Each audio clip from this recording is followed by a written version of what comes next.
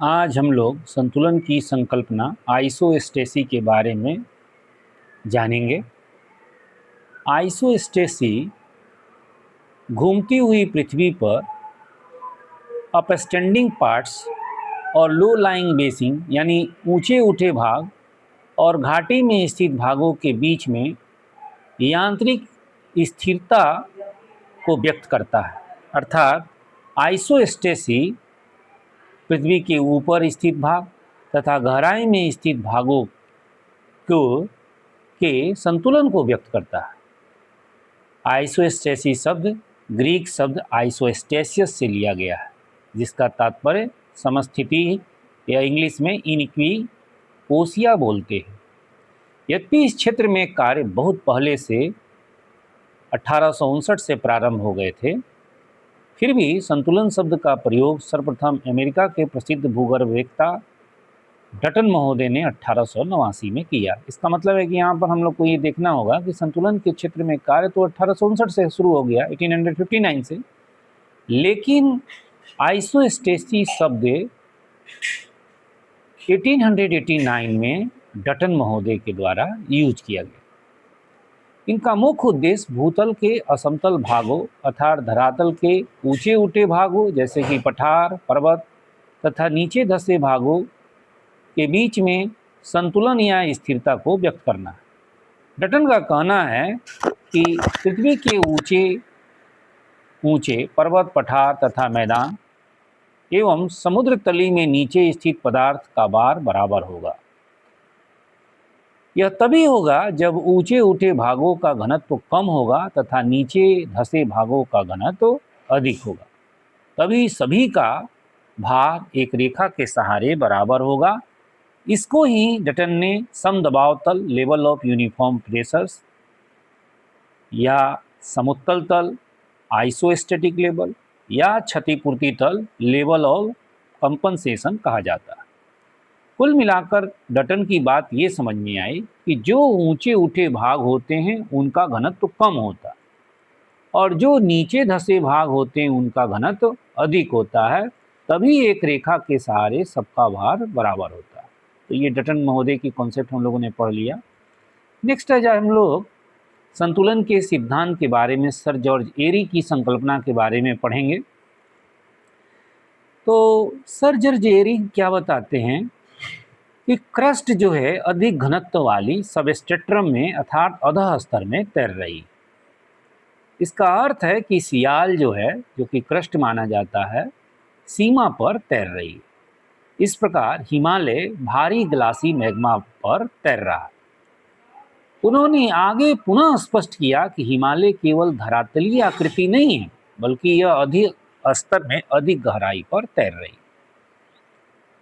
इन्होंने बताया कि जिस प्रकार नाव जल में तैरता है तथा उसका अधिकांश भाग जल में डूबा रहता है, उसी प्रकार हिमालय भी अधिक घनत्व वाली मैग्मा में तैर रही तथा उसका अधिकांश भाग नीचे काफी गहराई तक व्याप्त है।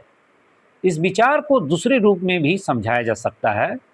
जिस प्रकार बर्फ का टुकड़ा जल में तैरता है तो उसके एक भाग को जल के ऊपर रहने के लिए उसके 9 भाग को जल में रहना पड़ता है। उसी प्रकार अगर महाद्वीपीय भागों का औसत घनत्व 2.67 और सबस्ट्रेटम का 3.00 मान लिया जाए तो क्रस्ट के एक भाग को सबस्ट्रेटम के ऊपर रहने के लिए 9 भाग को सबस्ट्रेटम के नीचे रहना पड़ेगा। एरी ने बताया कि हिमालय अपने वास्तविक आकर्षण शक्ति का प्रयोग कर रहा है, क्योंकि इसके हल्के पदार्थ वाली एक लंबी जड़ है जो कि सबस्ट्रेटम में है तथा हल्के पदार्थ वाली जड़ ऊपर के पदार्थ को संतुलित कर देती। इन आधारों पर एरी ने अपना मत व्यक्त किया कि जो भाग अधिक ऊंचा होगा उसका अधिक भाग सबस्ट्रेटम में डूबा होगा तथा जो भाग कम ऊंचा होगा उसका कम भाग डूबा होगा। इससे ये स्टेटमेंट निकल के आ रहा है, the bigger columns have bigger depth. उन्होंने बताया कि विभिन्न स्तंभों का घनत्व बराबर होता है तथा उनकी गहराई में अंतर होता है। ये भी एक स्टेटमेंट निकल के आया, यूनिफॉर्म डेंसिटी वेरिंग थिकनेस, यानी कि घनत्व तो समान होता है लेकिन गहराई में अंतर होता है। अर्थात महाद्वीपीय भाग एक ही प्रकार के घनत्व वाले शैलों का बना है, परंतु उनके विभिन्न भागों की गहराई में पर्याप्त अंतर होता है। इस बात को प्रमाणित करने के लिए उन्होंने लोहा के विभिन्न आकार तथा लंबाई वाले टुकड़े लिए, उन्हें पारे से भरे बेसिन में डाला तथा पाया कि अधिक लंबाई वाला टुकड़ा अधिक गहराई तक तथा कम लंबाई वाला टुकड़ा कम गहराई तक प्रविष्ट होता है। इसे लकड़ी के टुकड़ों को जल में डुबा कर भी प्रमाणित किया जा सकता है। वर्तमान समय में एरी के मत को सबसे अधिक मान्यता प्राप्त है, तथापि उनके सिद्धांत के आधार पर बर्फ का टुकड़ा जब जल में तैरता है तो उसके एक भाग को जल में ऊपर रहने के लिए उसके 9 भाग को जल में रहना आवश्यक है। उसी प्रकार यदि महाद्वीपीय भागों का औसत घनत्व 2.67 तथा सबस्ट्रेटम का 3 मान लिया जाए तो क्रस्ट के प्रत्येक भाग को सबस्ट्रेटम के ऊपर रहने के लिए क्रस्ट के 9 भाग को सबस्ट्रेटम के नीचे रहना होगा। यदि इसी आधार पर हिमालय की ऊंचाई मोटे तौर पर 8,848 मीटर मान लिया जाए तो 8,848 गुणे 9 यानी कि 79,632 मीटर तक का भाग जो कि हल्के पदार्थ का होगा नीचे रहना होगा।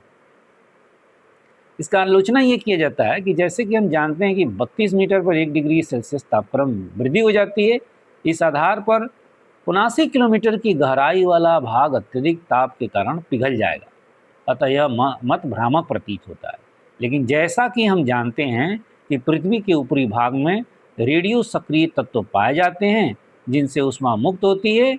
गहराई बढ़ने के साथ रेडियो सक्रिय तत्वों में कमी आने से तापमान में अपेक्षाकृत वृद्धि कम होती। इस आधार पर हम कह सकते हैं कि पृथ्वी का वह हिस्सा तरल अवस्था में न होकर ठोस अवस्था में होगी।